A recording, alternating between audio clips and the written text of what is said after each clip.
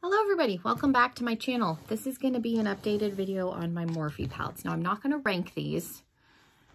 I think I did do a video where I ranked my Morphe palettes. I have a few more since that video was filmed. So this is not going to be a ranking video. This is just going to be all of my Morphe palettes that I own. So yeah, if you're curious which palettes I have, then just keep on watching. Make sure you're subscribed. It's free. And yeah. Let's jump into the video right now. So let's start with my oldest palette. I still own this. This is the Morphe and Kathleen Lights collab. This is like 5 years old. Mine's still good.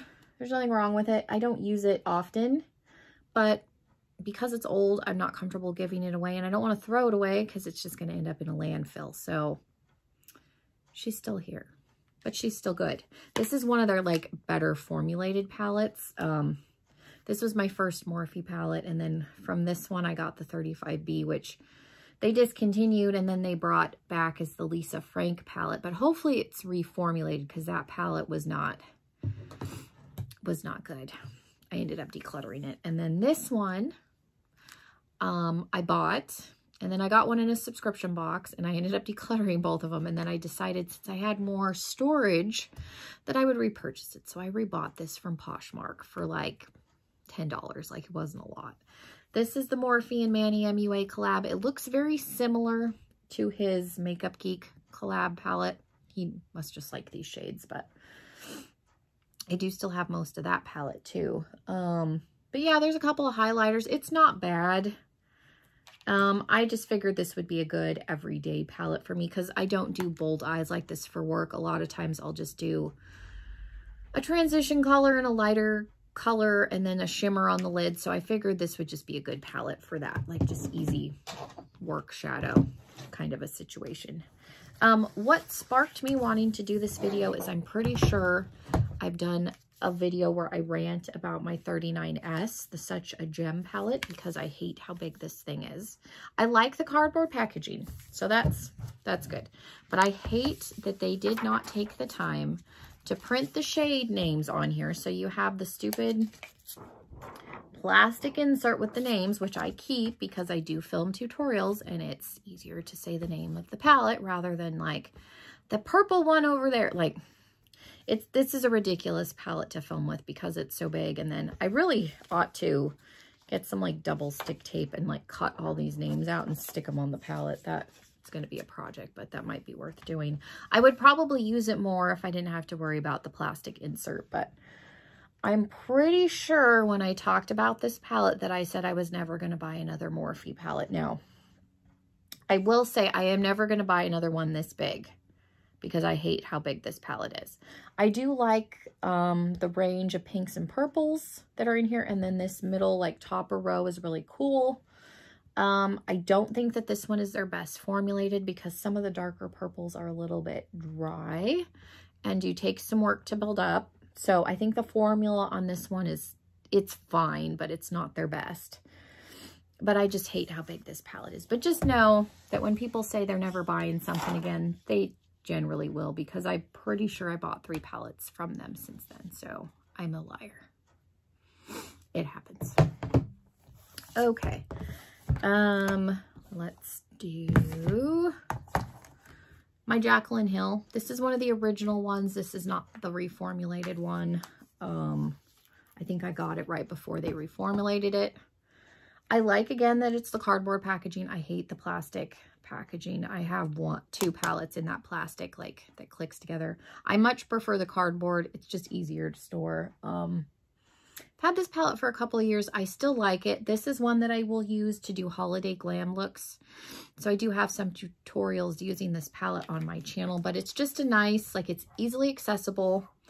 They sell it at Ulta. It is unfortunate that the formula has changed, but I think maybe, like, if you weren't aware, I know people do notice that the newer ones don't work as well as the old ones, but so I don't know if I'll continue to use it in tutorials or not, but mine works really well. So she has survived declutters because I have thought about decluttering that one a few times. One of my favorites, my friend Lauren bought this one for me. This is the 35M, the Boss Mood. It's the plastic palette thing that I hate. And then again, you got the plastic insert. The only saving factor with this one is it's not quite as large, but I like the grungy color scheme. Like this is my ideal fall palette. So you got the grungy greens, there's some oranges, cranberries, some purple. Like I mainly use the greens in this palette, but I really, really like this one a lot. So I really appreciated her getting this one for me. And then the other one, this is a newer one. This is the 35C Everyday Chic. It's in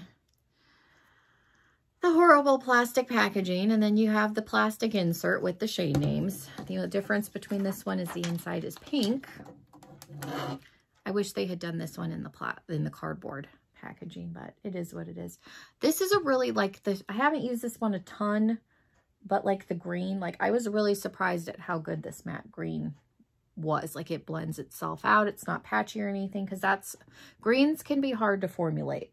And then I've used some of these cranberry shades. I use this a lot in the winter time. This to me is more of a winter color story, but that's just me. I mean, you do have some lighter pinks in here, but I saw this one and I had to buy it along with the last two. The 35XO, there's no justification for this one at all. I didn't need this at all, but it was very, very pretty. I did have a gift certificate that I got for my birthday from Ulta, so I did use it to get this and a couple other palettes. So I didn't technically spend my own money on this one, but it's just a bunch of pinks. And then you have some neutrals, like there's some browns. You're getting into like a brown or mauve, and some ones over here. Definitely nobody needs this palette, but it's pretty. And all of the shades that I've used in it are really, really good, including this fuchsia shade, which again, that's a harder one to formulate. So this is decent. The shimmers are very pretty. You do have a pressed glitter in this one. I haven't used it yet, but it's a pretty glitter. I do like Morphe's glitters. They are a little bit more creamy emollient, so they're a little bit easier to work with. So I do like that palette. And then my newest one, which is the one that I'm wearing on my eyes, I did do a tutorial. So if you want to see how I got this look, that video should be up before this one. But this is the 35S, the Sweet Oasis. I truly appreciate that both of these are in cardboard packaging and the shade names are printed on the palettes. Like, these are probably my favorite palettes for that reason. And again, I used mostly the teals and some of the pinks. They weren't patchy, they weren't dry, so I definitely think the formula on these ones is better than the 39S as far as the pinks go. So that's just my own personal opinion. Like I said, the 39S is not a bad palette, but I think the formula in these two is a hair better overall. But that's not surprising considering how large that palette is. I really had no business buying it. So that's my own fault. So yeah, those are all of my Morphe palettes. Let me know what you thought of my collection. I don't have a ton,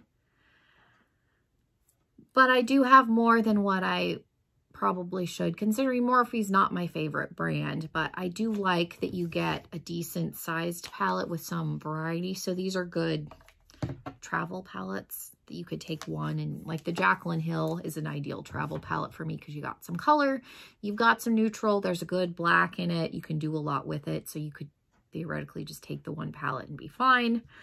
So I do like them for that. And there's a lot of like easy neutral, so like everyday eyeshadow makeup. So yeah, and I do occasionally do makeup on other people, so again, they're also good for that. So that's really my justifying buying them, but they're definitely not my end-all be-all brand. I just like that they're inexpensive and you can get decent palettes. The main gripe I have with Morphe is that they're inconsistent. You really don't know if you're going to get a good formulated palette until you buy it. So I always try to watch reviews on people that didn't get it in PR, that bought the palette themselves, just to see if it's a decent formula before I go out and buy it. So I did watch videos on this one before I bought it. This was a complete impulse purchase. I saw it and it looked pretty and I bought it. Like, that's just, I like pink. Pink is my favorite color, so I think that's why I bought that one. But yeah, let me know what you thought of my Morphe palettes. what Morphe palettes do you guys have? Do you like the ones that you have? Do you use them a lot? I don't use mine a ton. They're once in a while palettes for me, but I have them. So that is everything that I have for you guys. Thank you so much for being here. Also, make sure you're subscribed if you're not already. If you are already subscribed, I really appreciate you coming back. And yeah, stay safe. Hopefully, I will see you all in another video very, very soon. Bye, everybody.